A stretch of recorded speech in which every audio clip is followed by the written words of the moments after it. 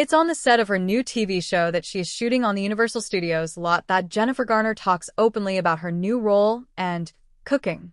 In the five-star weekend, she portrays Hollis Shaw, a beloved food influencer who grapples with loss and hosts four friends from different chapters of her life for a weekend in Nantucket, where hidden truths emerge and relationships evolve amid coastal luxury. While making us a Barry's galette, she talks about her upbringing as well as her passion for cooking. Why did this project interest you so much? At first, I was thinking I love working on adaptations of books because I love the rich source material, and I love just diving into the book and reading it over and over again, and finding little things that make me happy. And in this instance, I started it kind of like, what is this going to be? I really love Ellen's books, but I hadn't read this one. I was just coming off of a series, or I was going into one. I don't remember when it was, but I started it thinking, well, I love it. Can I possibly love it as much as the series I'm already doing?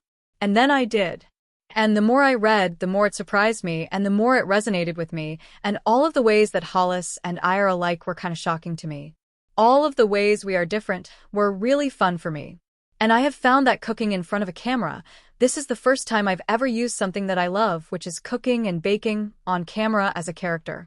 And I found it to be kind of like Hollis does, really calming, really settling. Acting for me is always like, do I know what I'm doing? And in that scene, I was like, oh no, I know how to do this. I am perfectly at home here. I know this character. It's really been a blast. Since you are so good in the kitchen, did you learn anything?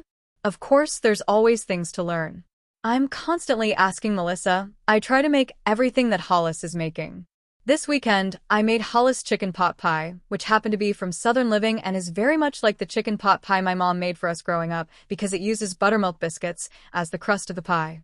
So there are some leftovers home in my fridge if you guys can come over. I also made a galette yesterday. I've made a few now, and that's part of the fun of it. Any particular skill you worked on? I did work with somebody on my knife skills, because if you've ever seen me cook, my cooking show on Instagram is very much pretend.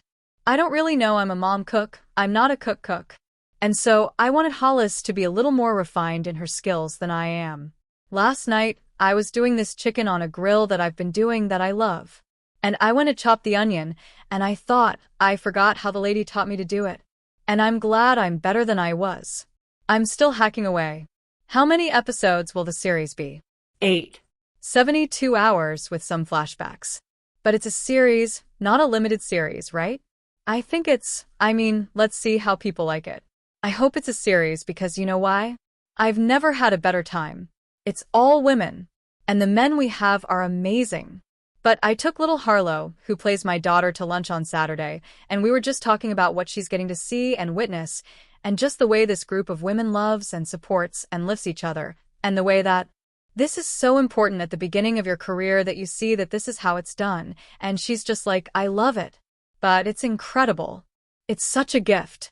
It really is. I've never, ever gotten to work with this. And even today, I finished the scene, I came out of the scene early, and I ran over to the focus puller to watch everyone else in the scene because they're so good and they're so funny and different and great, and I love them all. So it's just the coolest. How much of the food actually could you eat? Because it looks so delicious. The other night, we had a super emotional scene. It was Darcy, Carden, and me. It was so emotional. We were in a hospital corridor, bottom of the barrel sadness.